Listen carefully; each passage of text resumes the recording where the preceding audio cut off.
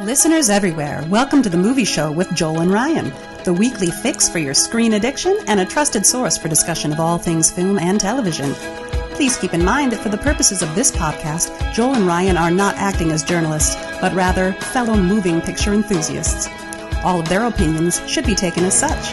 Also, please be warned that while Joel and Ryan may seem like petulant children, they are, in fact, adults who may occasionally use adult language.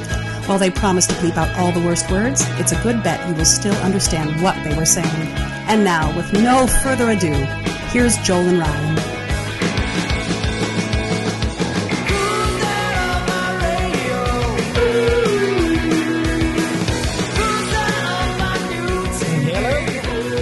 Hello and welcome. Welcome to the Movie Show with Joel and Ryan. I am Joel. And I'm Ryan. And we are back. We have reached level 5. We've reached level 5. We are almost at boss level for this game we call podcasting. But yeah, we are welcome. We are back. We're doing our 5th installment of the year in review, and we got a bunch of really cool movies to talk about. We're going to spend some time across the pond, as the kids like to say. And yeah. Anything? But don't worry, we'll come back here for the really stupid stuff that only Americans can do. That is a movie show promise. It will happen eventually. Yep. All right. Are we ready to just jump right on in, or do we need any housekeeping before we? Well, yeah. Sorry, I guess I should have warned you. A couple of things. This will be probably a little outdated the way we're rolling these year in review things out. We're sort of recording them, Joel and I, whenever we get a chance, and then giving them to you every Sunday like we like. But probably say something about Cindy Williams and Melinda Dillon. Right. Because we lost them sort of here in the same week. Cindy Williams, most known for being Shirley. She sort of she was a really talented, kind of amazing actor who got on a sitcom in a time when you got on a big hit, you sort of were remembered as that forever. And that's a curse that isn't true for everybody, but it was particularly true for women in the time. And I always thought that was sad. Of course, then you see when she's gone, all the memories of how kind of awesome people thought she was in that and everything. In very similar material, she was really, really good in American Graffiti, and in a very interesting role a couple of years later, she was dynamite in The Conversation too, which we've talked about here on the show before. Those are the things that leap to mind when I think of her. And she did have, there's something about Cindy Williams, I'm not sure what it is. That American Graffiti role, she really is like all of our most uptight girlfriends from high school in that. And you instantly relate to her, you know what I mean? Right. I just think I think that was sort of always true of her.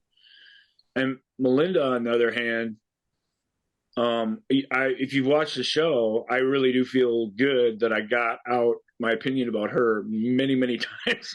Yeah. Every time she comes up, I just gush over Melinda because she's such a weird, quirky, and vulnerable little person. And she's always that way on screen. And I am, in both her most famous roles in Close Encounters and in Christmas Story, which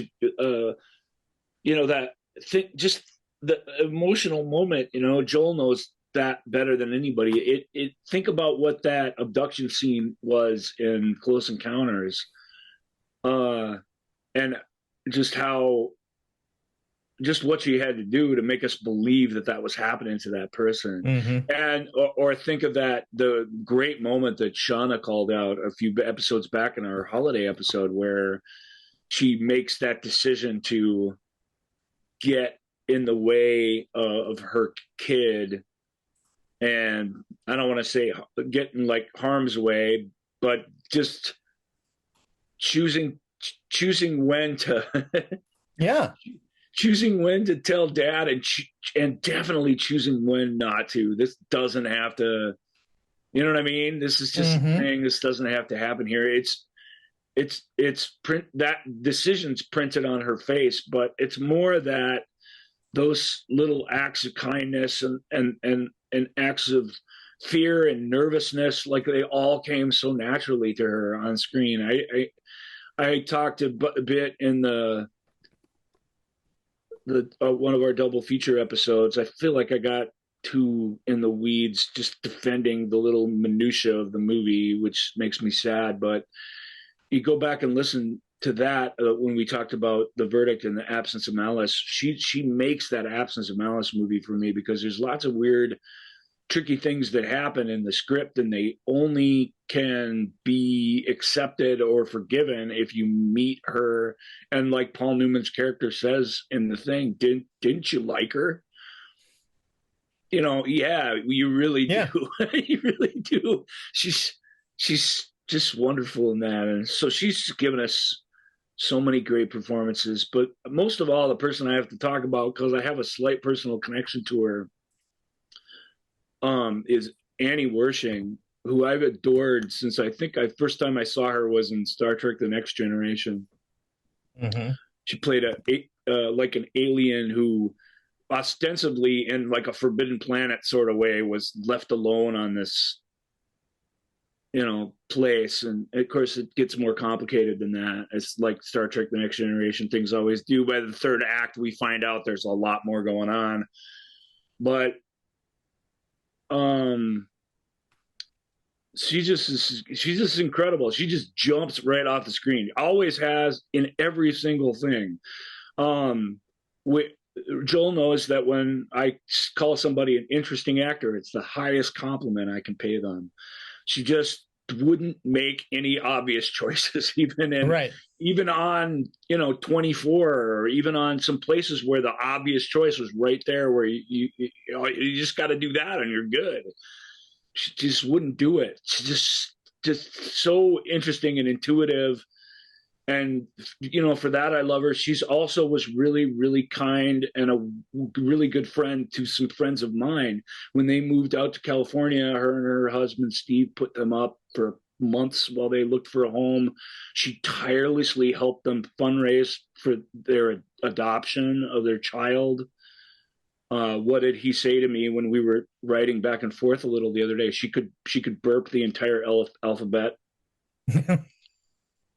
She was one of those people who really was like even a greater person than she was a performer, and she was a really, really great performer.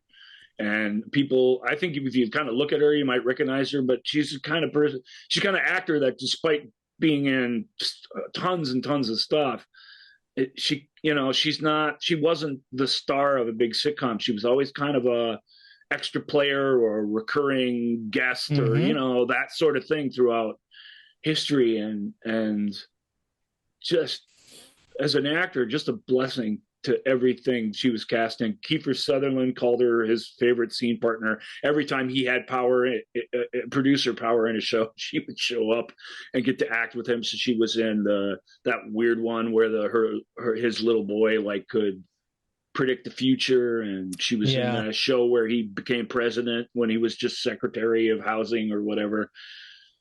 Annie Wershing is really, really special actor, special person. And special people are what make the world go round, you know.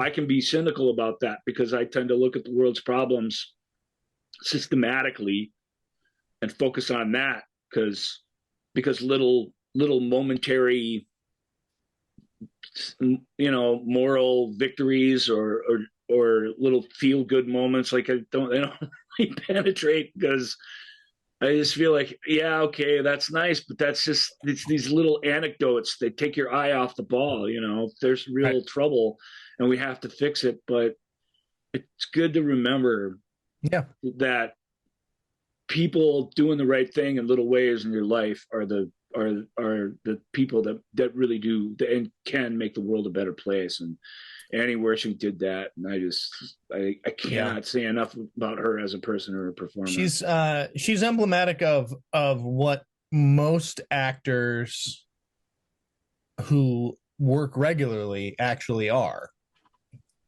Most actors don't. We think of actors, we think of the stars, we think of or the leads and stuff like that. She's a grinder. She was a grinder. She was someone who picked up an episode here, picked up an episode there. She kept kept going. And when she wasn't, if she didn't book a role, she didn't let it get her down. She moved on to the next one. And then she also had a rich life off camera where where she just lived her life. Acting was very much what she did, not necessarily who she was. And that's actually, I think, more common than the sort of the prototypical than the award ceremony idea of a movie star that we have. Mm-hmm. I think you're right. And she, and because she was talented and be a kind person, and she by all accounts is someone who was great to have on set, that she just kept working.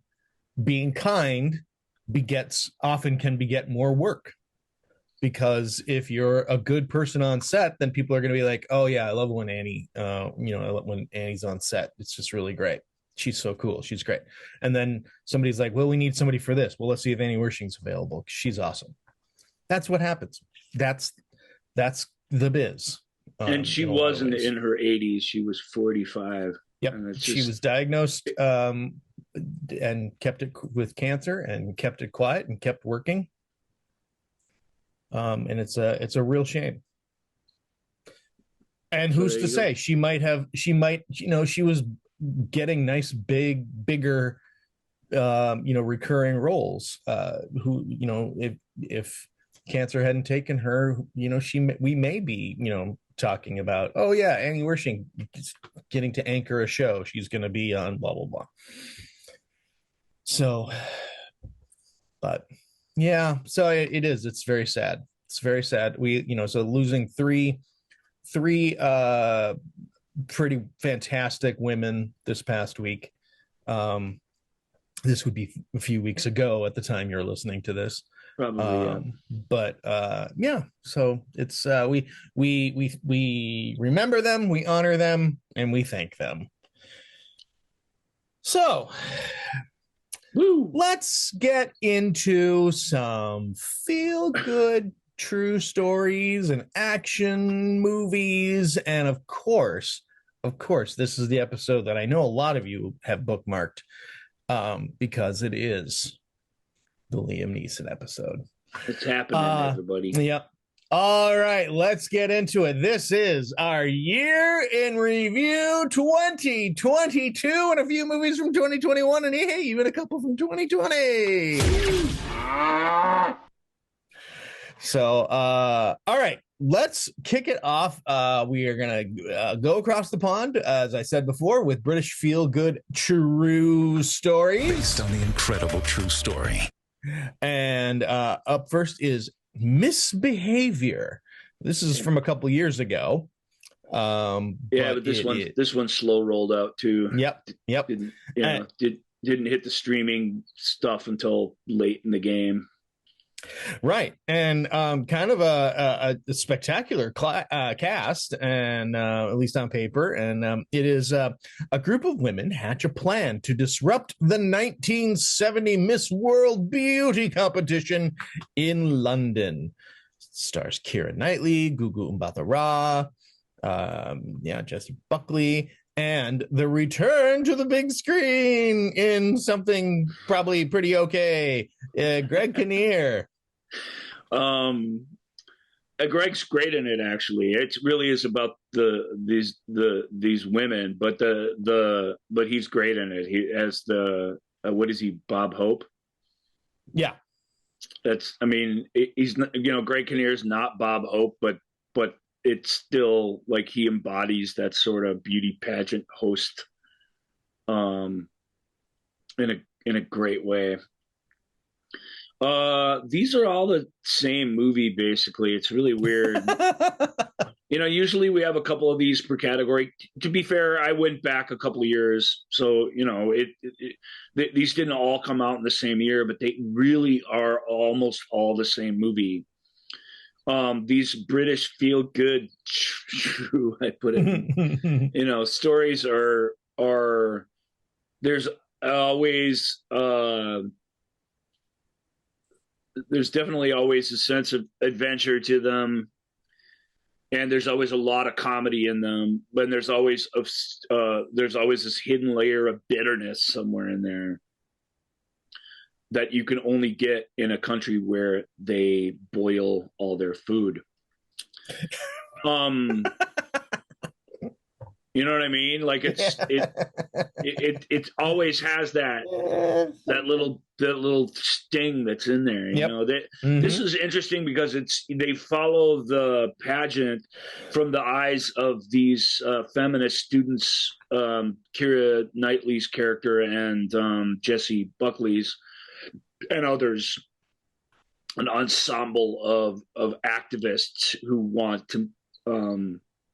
Who are all students who want to make an impression on this thing because they've decided that it's terrible. And that also, though, in a twist, and this is sort of what makes the movie worth it. I think if it were just from their point of view, it might have been okay. But the reason it's one of the good ones is because it also follows Gugu Mbatha-Raw's character, who's Miss South Africa, I think I want to say. Miss Grenada. Grenada. Okay. Well, either way, Miss Totalitarian Regime, who's being sent to this thing for the first time.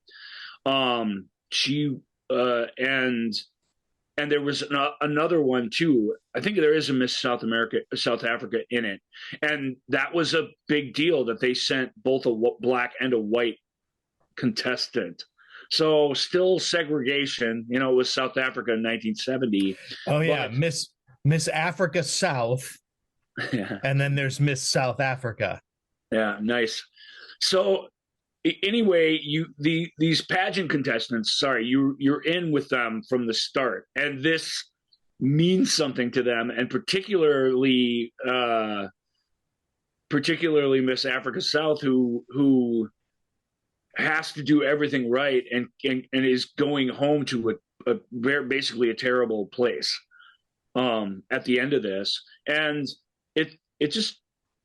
that part of it actually plays the best. That's the part of the true story that isn't really cloying in a British feel-good true story sort of way, and in a strange way it gives the thing its soul. And so when the act of disruption comes, the audience member has immediate mixed feelings about what's going down. You know what I mean? Yeah. And that's what makes for an interesting movie. So, and it's, late 60s basically attire and stuff. Like it's very mod looking and it's got a lot of great production values, and it's really, really well told story. As Joel said, the cast of characters, it's even deeper than that. It kind of keeps going and going and going. Yeah.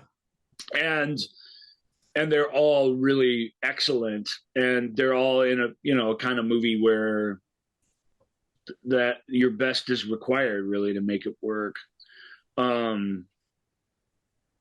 I dug Misbehavior. You kind of look at what the poster is, and you kind of know the kind of movie you're feeling, and I thought it had hidden depth to it, which I think these things are always better served when they do. But the its depths are in that there end up being that debate. I don't like beauty pageants. I don't think they're good for women. I think that was very, very forward thinking thing in 1970. But I think haven't been done away with, but they're just nothing like what they used to be now. Right. The few that remain, and that's probably for the best, although I don't know. I don't know. Yeah. I don't even know why those are still around, because they're like, well, at the time people are listening to this, it'll probably be long gone. But there's the clip that's been going around of this last Miss Universe pageant of the of the ladies sort of shouting their countries into the into the microphone, and Miss France goes somewhat demonic her on her Miss France, yeah, so they're still around, and they still mean a lot to a lot of people. I think they are still very popular in other countries where the popularity has certainly waned here in the States. But yeah, and without doubt in England. So it's so it's like you start to see the beginning of the downfall of that. Nobody had considered any of that stuff, or the consequences of civil disobedience in 1972 are, I think you'd probably be surprised by that. So I found a lot of truth in this quote true story, and I found that it didn't really give us a lot of easy answers, which was kind of neat. All right, well, let's move on to two absolutely beloved British performers in another movie that is based on the incredible true story. This is the story of a 60-year-old taxi driver stealing Goya's portrait of the Duke of Wellington from the National Gallery in London in 1961. It is called The Duke. And it stars Jim Broadbent and Helen Mirren. Heard of them? But yeah, so it's This is a fun one, but this one I found tougher to get into. The main character at the heart of this, as a semi caper, it's fun, and Broadbent's character is so obstinate though, and so odd. He's always at war with the national, television service, because he's trying to find ways to get around paying extra for anything, and they're all deeply complicated and weird, and so he's already got a rep as like a rebel who wants to bring down the system, even though he's really just a stingy, cheap, old, grumpy guy. Broadbent obviously is awesome in it. Helen Mirren's pretty good, but she and you need to be in a movie like that with these sorts of people. You do need somebody who can kind of hold their own. But she's a bit wasted in her role. But it's fun. This missing painting and where is it? It's like a pretty big deal. The painting back in the era of the story, which again, we're somewhere in the 70s, probably early 70s, same era, is worth about $1 million, which translates to, it's adjusted for inflation. I don't know what $1 million was in 70. It's many millions. Many millions. Yep. And so it's and it's also, Wellington, if you don't know, defeated Napoleon at Waterloo and was a national hero. He was, I believe he was even prime minister for a while. Maybe I'm remembering that wrong. I think so. I think when just before Queen Victoria took power, he was prime minister of England. So he's considered a really, really, he's considered sort of the ultimate historical stiff upper lip British dude. And so there's meaning in that being the painting that's being stolen, that other than just that it's a priceless national heirloom. And it's cool. He goes to trial for it, and becomes for a time sort of a folk hero for doing all this. And it's good performances by everybody and a well-made film, but the movie, unlike I think something like Misbehavior, is able to take on what it's about in a more head-on way. This movie's got to sort of bop around between things. What is this one really about? It doesn't have that I don't want to say, well, I guess I'll just say it. There's not an issue at the heart of it. And because there isn't, it doesn't have an engine that drives it the way that film does. You know, it's still a fun, quirky little, sorry, I have the hiccups collection of the moment. Yeah. Well, yeah. All right. I have nothing to add. Well, About Jim the Broadbent, Helen Mirren, and you like these. I mean, the problem is trying to distinguish between these. Every one here that I watched is good. Yeah. So, what is the subject matter? It's deciding whether you want to take part. Is what is the subject matter, and what is it? Is it Keira Knightley and Jesse Buckley and Gugu Mbatha-Raw that makes you want to watch a movie, or is it Jim Broadbent and Helen Mirren? It'll be different for everybody, but those are the esteemed British actors, young or old, are the draws for these things, and then it's just the whatever the subject is. If the subject of the true story is interesting to you, so that's all I can really do. None of these were great, and none of them are bad. They're very safe films to watch, though. You're almost guaranteed to not watch like a bad movie that bores you because they, right. You know what I mean? So that it's built into the category. The quality is built into the category, and yet it can only be so goodness is sort of built into the category a little bit as well. Sure. All right. Well, let's move on to another beloved actor, Toni Collette. She stars in Dream Horse, based on the incredible true story. And I always forget. And actually, based on the incredible true story, is legitimately right on the poster for Dream Horse, and that makes me very happy. Word for word. Dream Horse has many posters. You may not be looking at the one that Joel's looking at, but right on. Basically, it's the tagline to the movie.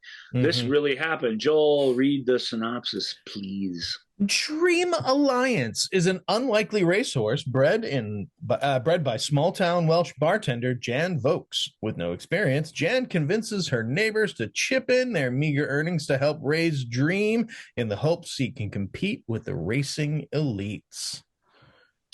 So, yeah, it's an incredibly true, feel-good British sports movie. I mean, now we're just piling on the feel-good stuff. Yeah. Sports horse racing, which there've been some good horse racing movies. Seabiscuit comes to mind. There've been a handful of others too. Yeah, but a bunch of poor people buy a racehorse and then they raise it to race in this thing. That's pretty much the story. There's a really weird, unfortunately, I remember this one for something that has nothing to do with the movie, which is this super weird dance sequence at the end of the movie where the stars in the movie dance with their real life counterparts in the actual bar, either in the bar set or the actual bar. It's really strange. That's a really weird way to go out.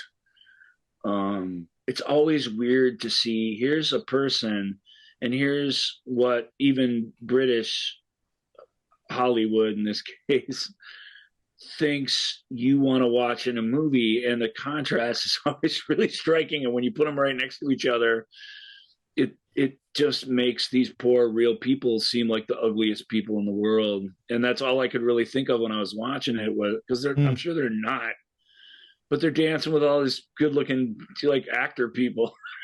Right. And it shows you that even the non super hot acting people still have the standard of good looks that have to be maintained. That's all I could think of when I was watching. I was like, wow, okay, these actually look like a slightly like lower middle class English people to me. and all these other people don't. Mm-hmm. Whatever. It's if you like horses, it's a neat horse movie. Colette's adorable in it. You know, she's a really, really talented person who can kind of do all kinds of things. She's been really memorable in a lot of stuff, but she's also kind of floats in this mid-range stuff a lot, where she gets asked to carry a film, where I think the higher level of like budget budgeted entertainment that she gets, the kind of the smaller her roles get in them is what happens. Yeah. But Dream Horse, it's cute. It is what it says. You know, a problem with the premise for this one is it's so straightforward that, you know, what happens? You think right before the horse runs in a race, like its leg's going to break or something. Yeah. They wouldn't have made a movie out of it if that were true. So this one has a super linear predictability to it that makes you get a little impatient with it, but it is populated with a lot of fun dialogue, a lot of, you know, a real effort to make the lives of these people feel very, very real and lived in, which I appreciate. I'm not super into horse racing, so also I mean, sitting here on IMDb, there's a documentary called Dark Horse. It's this same, you know, it's this story. It's from 2015, and it makes me wonder, like, how, you know, what was spruced up story wise. Versus I don't put true around in quotes around this one because I really can't tell you. Right. Yeah. It's just, and I will say that if a hit doc was already out there, like you know, like the Man on a Wire came out, you know, a few years before The Walk, you really can't mess about too much with the facts of the case, you know, because people show up to see that reality sort of reenacted, but there's always, you know, liberties taken, I'm sure. So I'm sure. I only bring it up, and this is a long way around, but Toni Collette looks exactly like the woman who hatched this idea. Our old friend Gordon 11, his review, Dreams Can Come True. I enjoyed this film a lot because it gives people hope, exciting these uncertain times. It tells us that we can keep dreaming and our dreams can come true. Well, and the other great thing about Dream Horse, and there's another movie coming up on this list that where they kind of do the same thing. The economic reality of these folks is a big part of the story, and that's cool. I like that about it. All right, next up is one of the more fun titles to say, in my humble opinion. Mrs. Harris Goes to Paris. This is the other one I was talking about. Yeah, this is lovely. A widowed cleaning lady in 1950s London falls madly in love with a couture Dior dress and decides that she must have one of her own. Based on the incredible true story. Leslie Manville is the titular Mrs. Harris. Yep. Great role for her. I mean, it's really, really a neat role for her. So she's basically this Poppins-like character who she's she's a cleaning lady and stuff, and she helps people with their problems in a very old English lady sort of way. And she's a widow, and she just gets obsessed with this dress that one of the people whose house she cleans for has, and makes her way to a fashion show in Paris, a Dior fashion show. And while there, she's basically walking this tightrope of getting kicked out of the Dior and Paris forever. But she gets lucky, and this nice guy sort of takes her under her wing. Lambert Wilson, I believe, is the actor who plays him. An actual French guy. French people playing French people. Boy, that's nice, I have to say. It's the way of the future. But it is this sort of fussy English lady, you know, with this crazy force of will to get this thing. She raises the money. The way the money comes to her for her little odyssey to Paris is interesting. She only has 2 days, and she doesn't go back. The agency she works for is going to fire her, and she ends up spending weeks there, of course. There's 2 young lovers, you know, there's one of the models from the shows, and one of the, I can't remember what his gig is. He's not a designer. Anyway, the young lovers always help. If you're going to do, I'm talking to you, the Duke. because you don't have anything like that in it. And even though you did a nice job, like, I don't know, it would have been grafted onto that story. So I'm sorry, that was mean of me to rip on the Duke that way. But because the Duke, who directed the Duke? Can I go back to that, or is that long gone? No. Roger Mitchell. Roger Michelle. Michelle. Sorry. I thought I saw a T. Roger Michelle. But yeah. He's no longer with us, I believe, and it's a swan song for him. And he's made lots of really great, interesting British films throughout the years. So it's neat. It's a neat movie. This movie is better than that, actually. This is I mean, Michelle's got a visual style and stuff, but he keeps it tight on the sort of working classes. This is this woman going to Magic Land. She's going from, basically East London to Paris at the height of fashion and power. Yeah. And her sort of wide-eyed amazement at that. She makes friends with some homeless French guys in the train station, spends the night with them. It's that kind of story. Mm-hmm. And this one's sillier and stupider. Her mission is really hard to relate to. But it's cool because of all these side characters. And it is cool that it has these young people who kind of can't talk to each other, but that are sort of desperate to connect to each other. It's cool that even though, like, Lambert Wilson's character and the Dior folks sort of adopt her, that class divide is still very much there when it's always at its least convenient.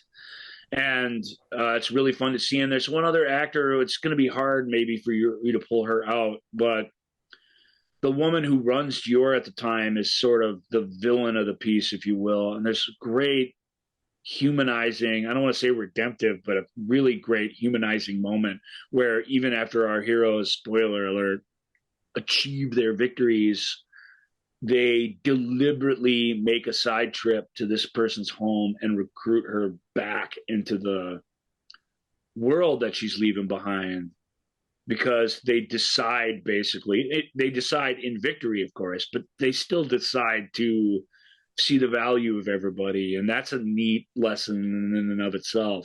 The value of this dress, however, that's harder to say whether that's that important. That really is almost a MacGuffin that the story is hung on.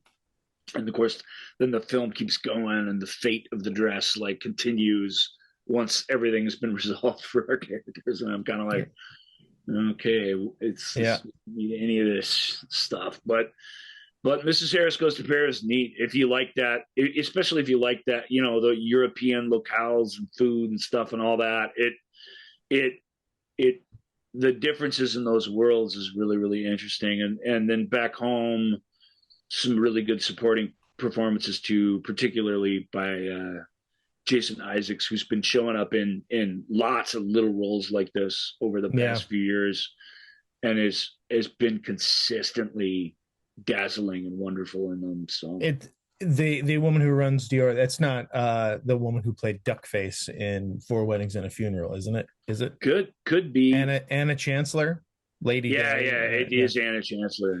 She strikes me as like, oh yeah, if I were to cast Lady Dant, I should say, if I were to cast someone to play sort of a snooty villain, she's kind of perfect for that.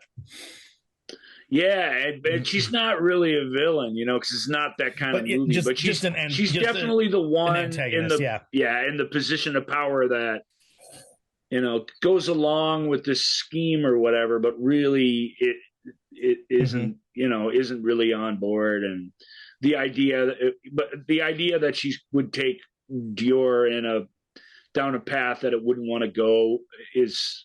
Like, I didn't care about any of that. Like, the internal politics of high fashion mean nothing to me at all, even in this context.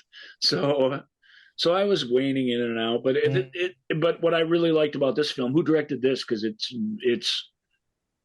Oh, I knew really, really you were going to ask me a question as soon as I clicked. Anthony Fabian. I don't know who that is, but really, really good job on just capturing both the tough working class parts and on what surely was a very limited budget, the sort of magic. This looks like one of his first, let's see, Good Hope from 2019. And Louder Than Words, a lot of shorts, a lot of short films. There you go. So this might have been his first big feature. His first big feature. Yeah, it's directed like he knows what the hell he's doing. That is for sure, and I do appreciate that. All of these all these filmmakers in this arena are pretty much of people who know what they're doing. But this is the film on this list particularly that jumped out as, they were fortunate to have the actors they had to carry all these little bits and little arguments, but the just the way you pointed the camera, the way it was lit, the way it was edited, all those things that, that really make a movie look special definitely happened in Mrs. Harris Goes to Paris. No relation.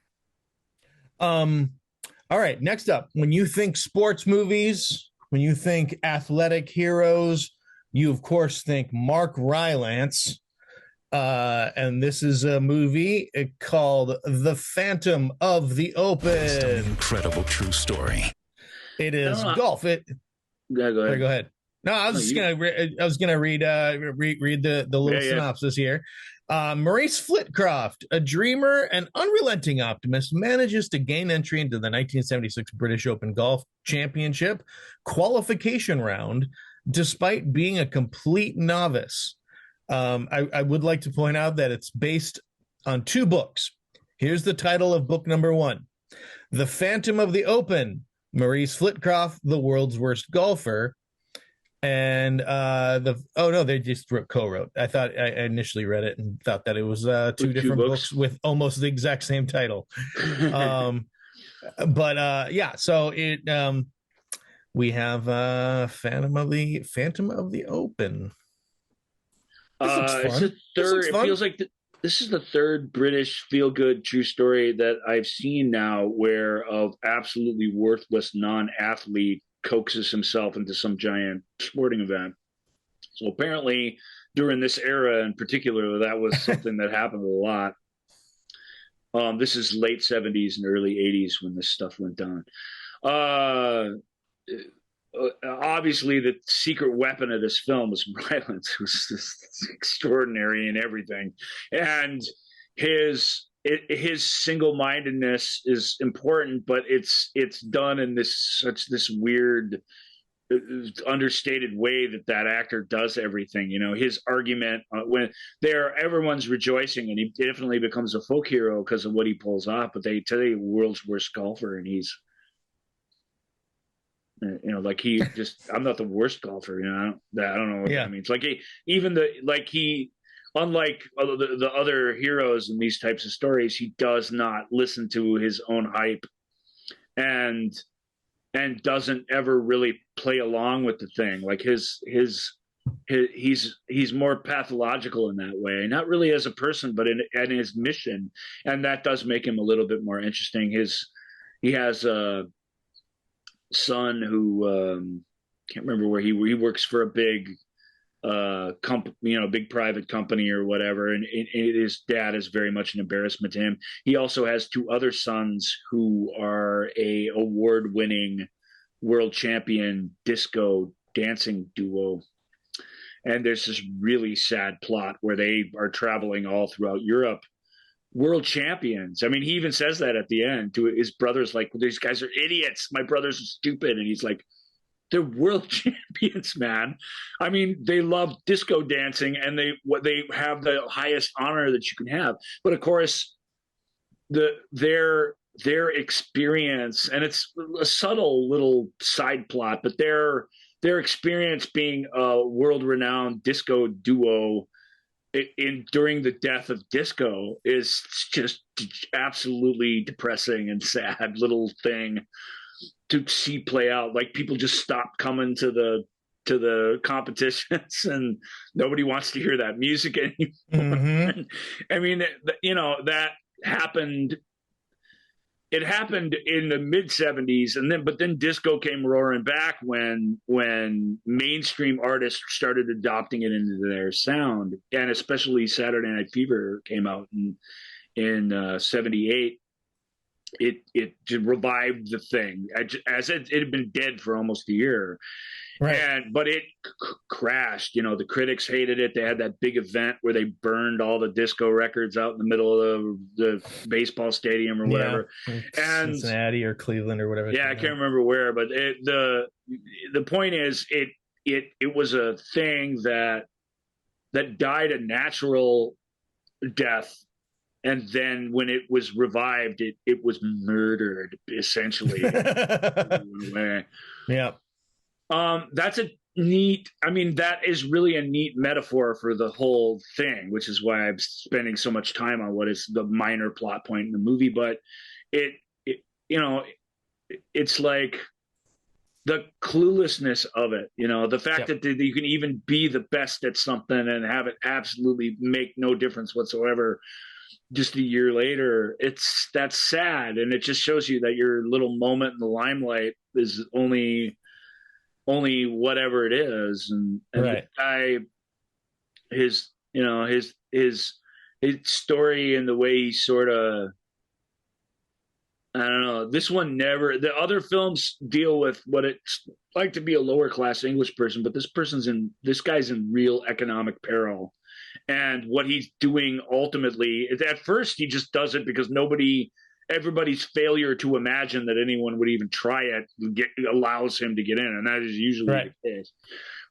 As soon as he does and embarrasses them a little bit, they immediately make a whole bunch of rules to blackball this guy, not just from the British Open, but from joining his own local golf club, stuff like that. Like, all doors become shut to him in that part of the world. And he, like I say, he's in real economic peril and legal peril as the thing goes on.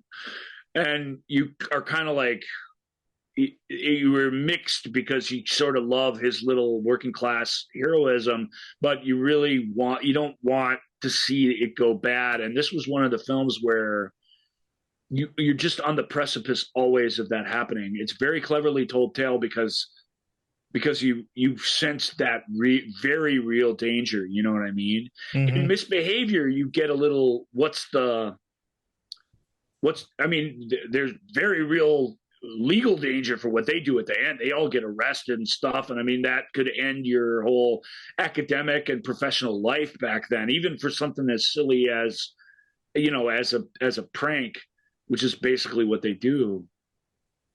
But of course you get the little, this is what happened to this person, and this is what happened to this person, and all more or less went on. Yeah. Okay, so you don't have to feel too bad. In this one, it's like even when even his big moment of victory happens in the U.S. at a golf club in a very sparsely populated ballroom where they give him this sort of award and stuff, and it's like, mm-hmm. It's hard to explain. There's a bit of real insanity to it that the film doesn't shy away from, that I appreciated, because it takes some of the feel goodness out of it, and in that way there's stakes there, and there's things that you want. And I think more than most, Phantom of the Open definitely had. Then of course Phantom of the Open has not just Rylance, but the incredible what's her name? Sally Hawkins. Yeah, Sally. Good Lord. Again, Sally's, I don't want to say that like she's slumming it like Helen was in The Duke, but it's a similar type role. It's thankless in comparison to the guy. But Helen Mirren and Sally Hawkins are just tops of their game. So they're a real gift to both stories. Sally has a great moment where she gets in between this feuding family and shames people into reflection. That's what I call it. Have you ever seen a movie where someone gets shamed into reflection? Yep. You get called out. And you are forced to You are hoisted by your own petard. Sally shames him into reflection with the best of them. So it's a fun movie, and it's yeah. Go ahead. Let me. This is nothing to do with. This is in no way a reflection on the movie. This is just something someone put on a poster. But this poster for the Phantom of the Open that is on IMDb literally contains. It is just cliche and trope after cliche and trope. Let me just read it. The extraordinary true story of an ordinary man who made history by reminding us all to dream big, no matter how it turns out. Have you ever had a sentence that says so much and also says nothing? At the end of Bates Motel, in one of the final episodes, maybe even the final episode, Norman is found out. Yeah. Everything we know about him from Psycho is found out basically in this episode, and the whole series builds to that, him being in that situation.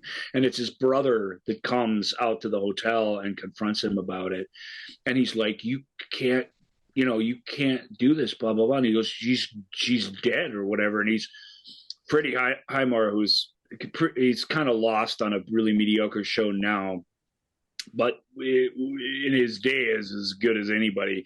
He's just like, he's just freaking out and shaking, and he's like, no, if we just believe or whatever is what he basically says, then everything's going to be okay. And I can't remember who played his brother, but he's like, no, and he just completely like reality. Being confronted with reality to this character who lives in this bizarre psychotic fantasy is the harsh. It's like, it's worse than getting slapped in the face. Highmore physically reacts to being told no. This is what's real, and all the shit that you're making up is going to bring nothing but, and already has brought murder and calamity, and you have to snap out of it. There's a much sadder scene in that when what's her face from, I keep forgetting her name, Olivia from she's in the Game of Thrones show now. She was in that really cool Spielberg movie based on that fun 80s book. What's her name? Olivia something, right? I'm not. Anyway, she's great in Bates yeah. Motel, and I don't know why I'm talking about this, but I think it's interesting, and it does relate back to Phantom of the Open in a key way. She comes to him when he's in jail, basically, and she does the same thing, but in the total opposite way. She appeals to him. She's like, I remember when I met you, and you were this sweet person, and you helped me a lot when I really, really needed it, and I don't, and she very coldly says, I don't know where that person is anymore. It's not here. It's not here. And you can tell he's just completely shaken up with that.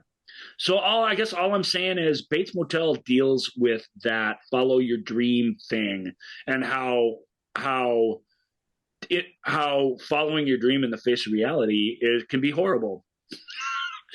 If you're not dealing with your reality, you know what I mean? Like, then whatever your fantasy or whatever is it the greatest thing ever? So Joel points that out, how cliche ridden and how stupid that is. And it really is stupid. It's almost antithetical to not the message of the movie, because the movie does honor this guy for daring to dream, but he gets into real trouble because he can't face reality. And it's not until he does that we're able to feel anything resembling support for him as an audience. So the movie's smart in that way, but it I don't know. It is. We've talked about the phenomenon on the show. Olivia Cook. Sorry, Olivia. She's great. She's been great in everything since she turned up. And she's been in lots of garbage, and she's just great in that too. She's really good on Bates Motel. Super, super good. That trio of people plus Vera Farmiga as Mother. That's a show you probably left behind if you did for very specific reasons. But as a horror TV, it is the best that there's been. Compared to crap like American Horror Story or whatever, it's just it just shines, like it's just amazingly high quality. But compared to actual prestige TV of the era, it's kind of right in there. So something to think about. And hey, everyone, follow your dreams, but hang on to that reality just a little bit. Don't let that get away from you. Mm-hmm. It can be depressing and frustrating, but it's your recognition of it is necessary for a healthy, happy life. Was it Dick Clark who was it that would say, keep reaching for the stars and keep your feet on the ground? Yeah. Dick, he knew. Yeah. So Sally Hawkins, let's keep it on a Sally Hawkins trip here. Let's do it. And let's go to The Lost King, The Search for Richard III's Bones. Based on the incredible true story. An amateur historian defies the stodgy academic establishment in her efforts to find King Richard III's remains, which were lost for over 500 years. Stephen Frears, by far the most. Yeah, there's a lot of really good directors here, but he's the most accomplished. And of course, he made one of the greatest recently. He's not a guy who started out in the feel-good area of filmmaking. I can tell you that. His early films don't make you feel good at all. But that's good in a way, because he can explore sort of the dark side of these types of stories before doling out the little moral victory at the end. He recently, with Steve Coogan, who's also in Lost King, made Philomena, which with Judi Dench, which was one of the better British feel-good stories of that year, if not the best by far of that year. About a woman tracking down the history of her son, who was taken away from her because she was a single mother and brought to America. And this is a similar story. Sally plays this character who, it's really interesting. It starts with them going to see the Shakespeare play, Richard III. And of course, everything awful and terrible, pretty much, that we know about Richard III comes from that play. Right. It comes a little bit from history too, because Richard III lost the War of the Roses. He was the final king to fight and then be basically set aside at the end of that. And the history, as we know, belongs to the victors, and so he's painted as something of a villain. He's a hunchback. He murdered the young princes in the tower so that he wouldn't have any threats to his throne. He did all these heinous things. Shakespeare wrote some great dark poetry that is Richard III. Richard III, right? Immensely entertaining. It's immensely entertaining. Play. Really, really fun history. But is the history? What is it really? It's become cliche. I mean, now is the winter of our discontent, and it ends with Horace, my kingdom for Horace. It's got all these famous lines that we all know from Shakespeare, even if we're not into Shakespeare in it. But she doesn't. She, for whatever reason, because she wants to champion the underdog. And this was there's a Richard society who really believes him to be a decent guy. If you actually look at the laws and reforms he passed, he was a really, really modern and good king by any standards of the day, which people have been for years trying to understand that dichotomy between that and the evil, villainous hunchback from the play. How could they possibly be the same person? Maybe he wasn't really governing the kingdom himself. He wouldn't be the first king that didn't give a shit about policy, that was just into ruling and being in charge. Right. And to a large degree, these royal families, these kids were bred to be that way anyway. But she adopts that and wants to believe more than can prove it, wants to believe that this person wasn't the caricature that he's been painted at. And in her search for that, stumbles across a likely site for her body and the place of his body, and fights tooth and nail to find it. And the exhumation of the Richard III's body, or what is very likely to be, we should say that in this sort of science, it's not an absolute thing, but what is truly very likely to be his remains. We learned all kinds of amazing things. I won't spoil what those are if you want to watch the movie, if you want to look into this further. But it's interesting in that way. But it's hard to explain. This film's also a little stolid. And her obsession again gets tough to relate to. Even the characters in her life kind of have a hard time relating to it, and so her victory, while well earned, does feel slightly hollow even when it comes about. But the other thing that Stephen does, and he has always done this in his writing, is he embraces the nuance of the true story, and this film, more than any of the rest of these, really gets to that. What actually happens to her? How victorious is her victory actually? What is her victory lap? It's not much of anything. It's a guy from the university that she convinced to do all this, who ends up getting credit for it all, has a change of heart and starts inviting her to the forums that he's going on to interview so that she can be included in it, which is why we know about her at all. But again, that's nuanced. In a less nuanced film, Mark Addy is the actor who plays this professor, would be just a guy stealing credit from her, and it'd be all bad. Blah, blah, blah. This guy's on her side, except when he isn't. He's a political creature of high education in England, and so he's complex. He's got very little screen time, and Addie plays him as this complex guy who really feels terrible when they sort of snatch credit from her, and does atone for it by making sure that she's included in the conversation going forward. Once he has the credit, he has the power, and he's able to do that, and does. That's neat, but it's hardly hooray, it doesn't have that. It doesn't really have that aspect to it. And the debate surrounding history and the character is interesting. And there's another conceit in the film that I struggle with that I'm not going to ruin because it's a bit of a twist. But yeah, I mean, looking at the trailer, I have a feeling I know what that is. But yeah, it looks very fascinating, and of course. And Coogan's great because he's just he is just the kind of guy to come along and not be the least helpful. We've seen all these supportive stand by your man women in all these films, and this guy, although they're not even together, they're divorced, but they live together sometimes. Like it's all true to the real life story. It's complicated in a way that we don't normally get.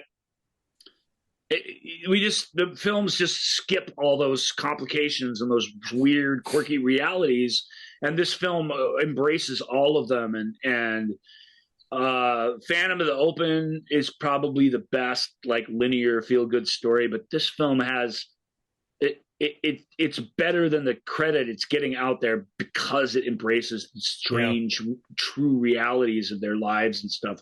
I really do appreciate that it did that, but it has one sort of almost deal breaker for me, and that, so that's tough too. So kind of none of them win, and yet all of them do. They're all worth your time. They're all kind of the same, right? They're all slightly different. There's going to be 100 more of them in the next 2 years. It's kind of like, buckle up. The UK lacks for no amount of quirky, weird little true stories that it can tell. And it loves its folk heroes, at least for a few months until it forgets about them, and then years go by and someone makes a movie about it. So it's a never ending cycle. And as far as cycles go, it could be worse. All right. Well, that is going to do it for our British based on the incredible true story films. And now we are going to turn to a man who has a certain set of skills of his own.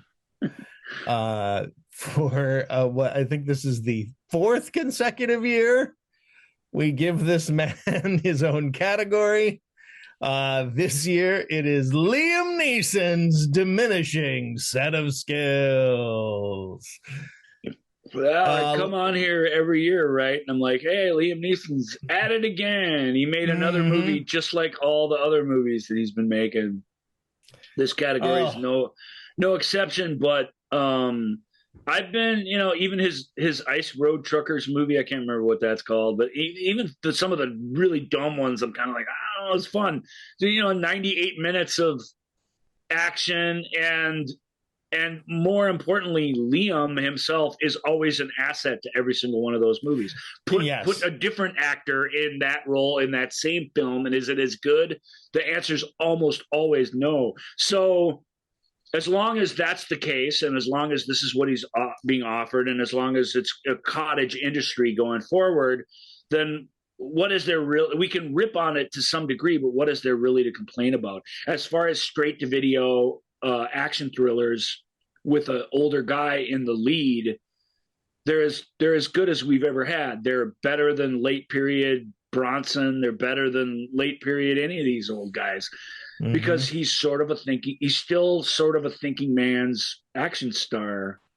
Of course, we know Liam to be so much more than that, so it is frustrating to see him only do that at this point. But hey, whatever, right? Until these two. Yeah, this first one is Blacklight. Blacklight is with the tagline, "They're gonna need more men." Travis Block is a government operative coming to terms with his shadowy past. When he discovers a plot targeting U.S. citizens, Block finds himself in the crosshairs of the FBI director he once helped protect.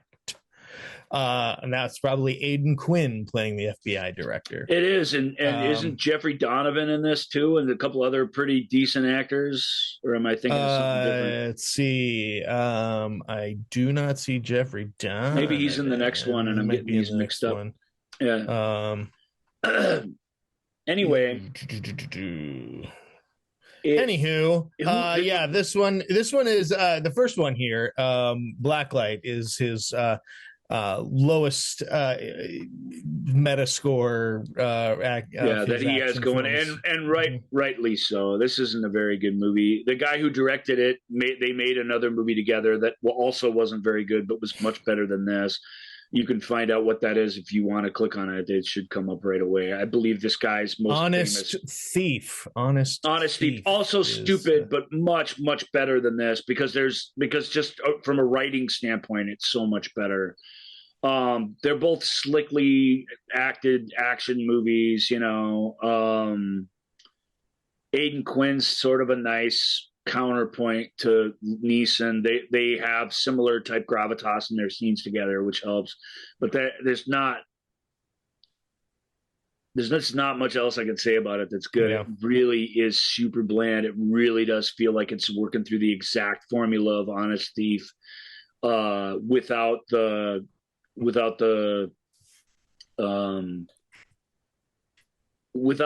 sort of redemptive story of the thief trying to put all this behind him because he's found love. That helps that one a little bit. This one has some similar things going on. An agent who wants to do the right thing, but that secret agent stuff, man. Who cares about that? It's surprisingly difficult to make movies about that. When your daughter's been kidnapped by Armenian terrorists, okay, secret agent or not, to be fair to the Taken franchise, we're gonna care a little bit about that. And this just doesn't have a peg of which to stick with. In fact, I was just getting it totally confused with Honest Thief, which they're so similar by the numbers, even though the characters are totally different and everything, that I really was let down by it. It's not good. And even you Liam Neeson action fans, I suppose you might as well watch them all. He only makes 3 a year. It's the worst one. I'm with Meta score, whatever. I agree with the tomatoes on that one. Yep. His next film, his mind is fading, his conscience is clear. Liam Neeson in Memory. Yeah, with Guy Pearce, Monica Bellucci. Well, that's what's weird about Memory is it's Guy Pearce's movie. You know what I mean? It's hard to explain. It's like a fugitive like story. And in this game, and that's the good thing about Memory is that it's the cop story, and Liam is actually, even though he's featured on all the whatever and is an important part of it, I would guess, if I had to bet, his screen time is less than Pierce's and his team's. So he's really the bad guy who got something going on, may not be as bad as we think, dude that they're chasing. You know, he's in some other movie. He's taking out some complicated revenge plot against a bunch of bad guys, and our cops are chasing him. And as what they learn, of course, is that, you know, that maybe he's not so bad, even though he's clearly a murderous and angry fellow. Directed by Martin Campbell. Martin Campbell knows how to make a movie, I can tell you right now. And he hadn't made one for a while, so that was a draw to it. Mostly I just watched these Neeson films anyway, so whatever. It didn't take Campbell or any of these people to get me into it, but this one just goes south. And again, it goes south in the writing. The film, when it needs to kick into some gear where it has some kind of heart, doesn't. It just stays dark and crappy and ugly. There's one of my least favorite other Liam Neeson movies is where he and Ed Harris play these mobsters, and I don't even remember which one. I think Ed Harris's kid gets killed, and they have this scene together where it's the scene is written almost with like a Mad Libs word replacement way as the Al Pacino Robert De Niro scene in Heat. Yeah. And it's terrible. It's so hard watching Liam and Ed try and make this just utter crap work, and theft, you know, which all adds this all other layer of ickiness to it. I can't remember what that movie's called. It's awful. This movie reminded me of that. It when it needed to have a soul, it didn't really end up having one. And it doesn't. They don't all need them. But if you're going to make a soulless, dark action picture, you just have to make it better. And in Campbell's game, he directs. He's, you know, kind of doing his Michael Bay basically impression in this, but he does it well because he knows what he's doing. It's the story that doesn't end up being worth a hill of beans, which is too bad because Guy Pearce and Liam, as always, they're pros. You know, they're giving it their all. And I liked seeing Guy Pearce has also been in everything, but of late, he just shows up and plays these weird, wacky supporting characters and stuff. And it was very fun watching him sort of speak to people and be a leader and an investigator. And but in the end, it wasn't enough to carry the day. I'm not finding the that Ed Harris movie with him right. It's not jumping out at me, and I'm not remembering it. However, I will say, if you do anything to kill my son, I'm going to kill you. Well, you come after my boy, then you better watch out. I'm going to kill you. It's just so stupid. Was, and of course the suits were like, that's the best scene ever. So it's the scene in all the trailers and stuff, right. And it's just like, oh no.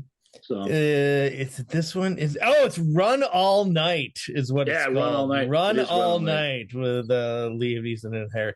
But I mean, so we do have Liam has Marlowe coming out, where he plays Philip Marlowe coming out this year. So it's not we have a little bit of who's making that?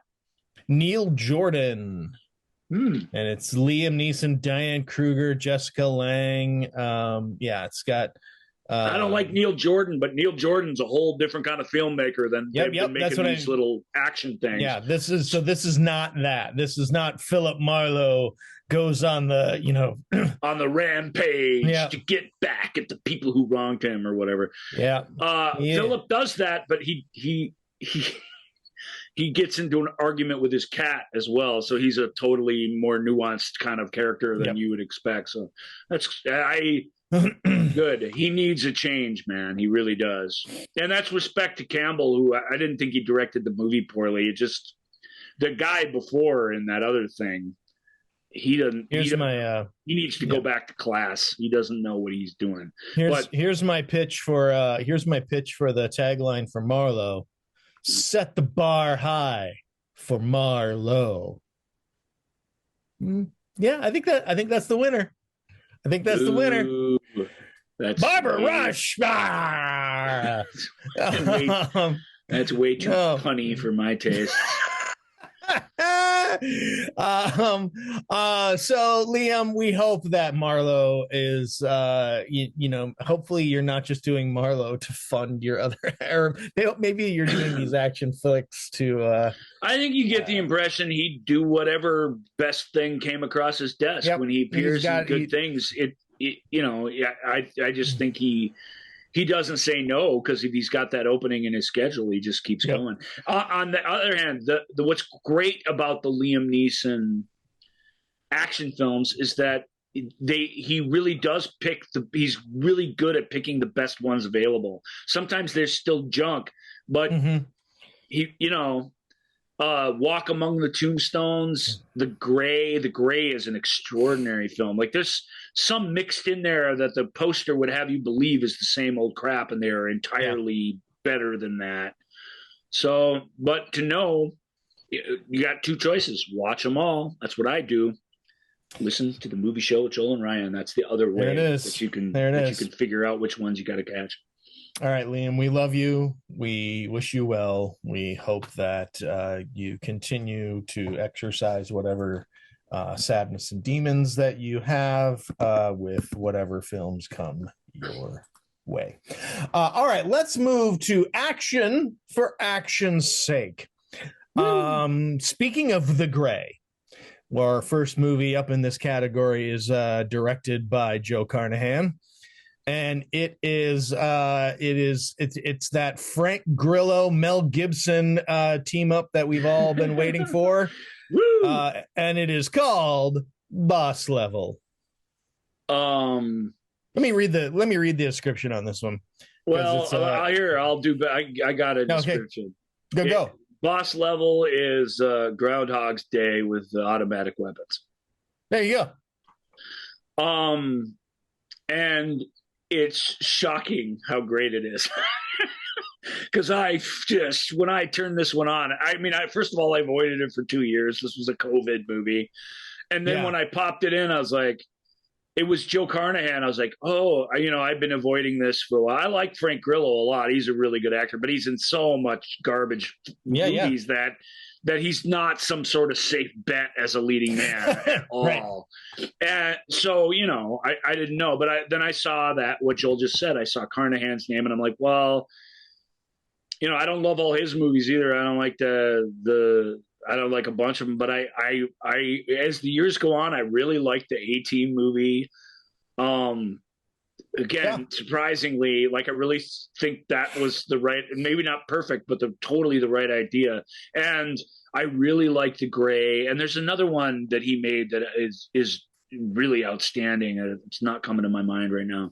But either way, let's see. We have Point Blank. Let's see. Oh, these are produced. God, thank you. I love you, IMDb, with throwing your dumb crap order in here.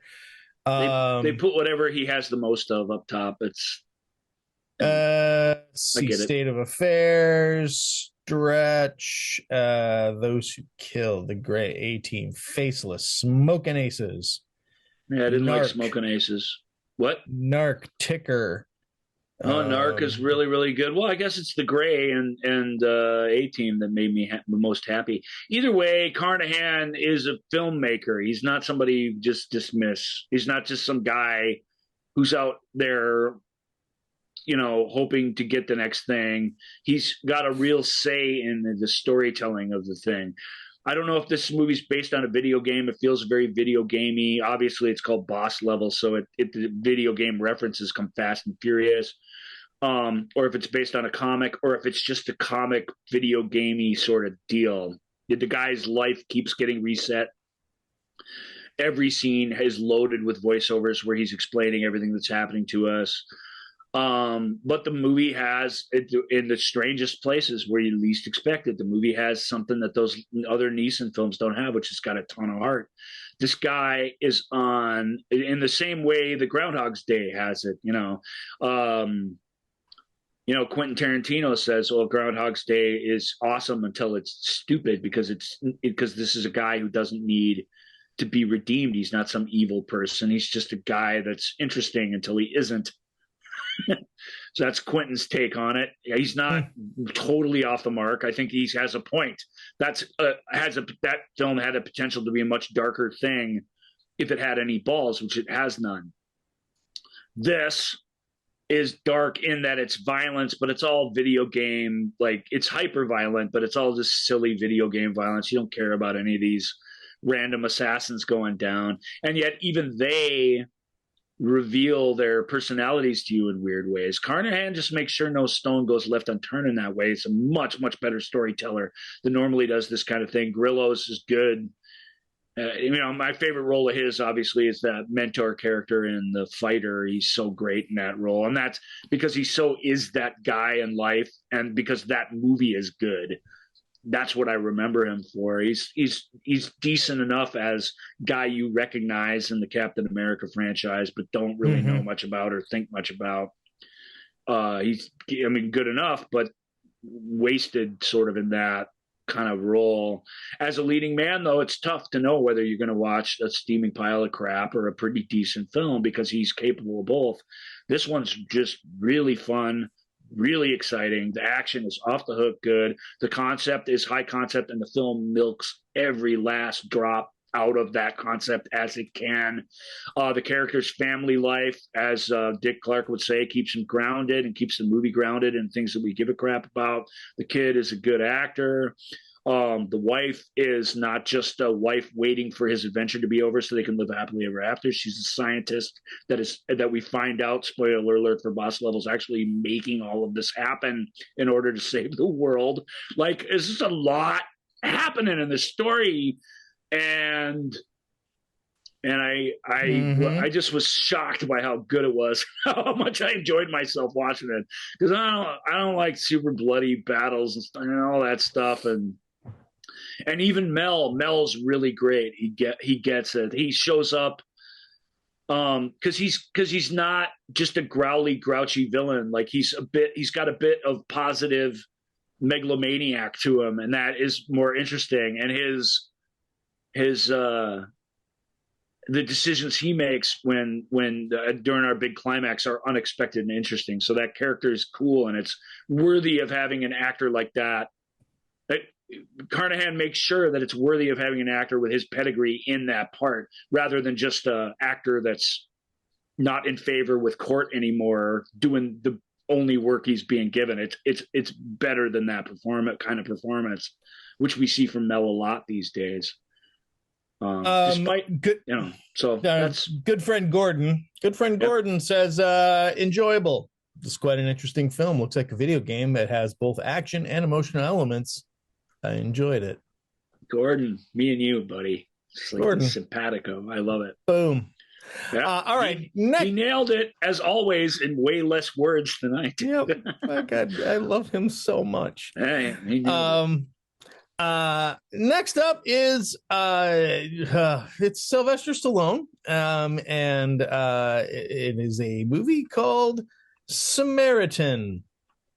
Yeah, this maybe should have gone in the superhero category, but I felt like if we put it there, then it would just be just the super worst superhero movie. Whereas as an action movie, it's right fair to middling.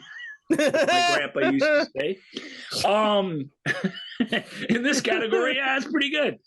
What's good about it is that, this one you can read the premise for, and then we'll just say what's good about it and what's bad. Sure. A young boy learns that a superhero who was thought to have died after an epic battle 25 years ago may, in fact, still be alive. So, plucky young kid on the wrong side of the law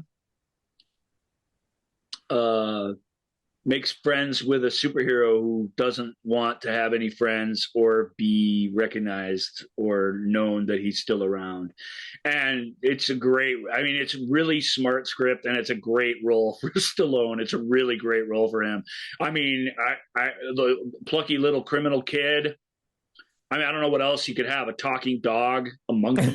I mean, you know what I mean? Like putting him in a scene with something that steals the show and just have him through the whole thing. It's, you'd think we'd be sick of it by now, but when you do it right, it really is sort of a delightful formula. Hey, kid, I don't want to do this. I had my time. Because Stallone's always been 3 times as smart as his on-screen personas are, and he really does understand the heart of these things. That's been his downfall sometimes, because he gets involved and ruins the vision of what would have been collaborators had he not had such a huge ego. But it benefits him greatly. He became a star by writing his own story for himself, and I mean, in this case, he really does understand the formula. There's a lot of surprises in this. It's for what feels like a family movie filled with lots of comedy and action. It's the criminal element is pretty dark and icky, and it's got a pretty high body count. So it falls in that it's either or, it's neither category as far as that goes.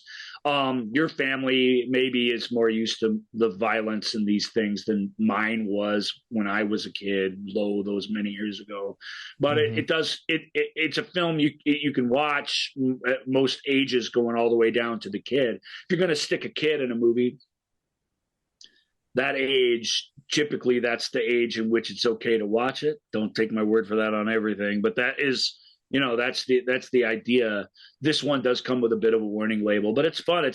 It's got some surprises in it, and it has a lot of heart, and it has to have that. If it didn't have that, it'd be nothing. It'd be worthless. It has it, and it's great. Embodied by both characters and the kid's mom as well. She's quite good. All right. Next up is a movie. The power of Michael Bay. When the font color is different on IMDb because of your movie. It's right. It's normally just all white text on black screen, but this has got a lime green to kind of go with the lime green of the ambulance. Michael Bay, Jake Gyllenhaal, Abdul Mateen II. Let's see, Isa Gonzalez. Well, yeah, it's all sorts of fun stuff in here. Well, I didn't show up for Michael Bay. I showed up for Jake Gyllenhaal, and it didn't. And all I got was here's my review. Gordon won't even come up with this, I don't think. I came for Jake Gyllenhaal, and all I got was Michael Bay. That's my review of The Ambulance. It's just this movie got all kinds of praise as some great action movie. This movie's so stupid. It doesn't feel stupid. Like, he knows how to make it feel cool. I mean, that's Michael's power, that that's still working, and he still has that in his toolkit. Yep. But if you break down what this is and what happens in it, and why and when, and if you find it, you should find it impossible to have your sympathies or your interest lie with anybody in this story, and that it doesn't overcome that. Bay can't make a movie that's, I don't know, his Benghazi movie's not that bad. Please don't quote me on that, or that would be pretty amazing on a poster. Not bad. Yeah, even that, it's still Michael Bay did a movie about Benghazi when it was still in the news. What an asshole! It's master of crapola. But it's as a military procedural. It's actually pretty damn good and involving film. So, and it doesn't get into the political debate. It sidesteps it completely, which is in its favor in the end, because this film.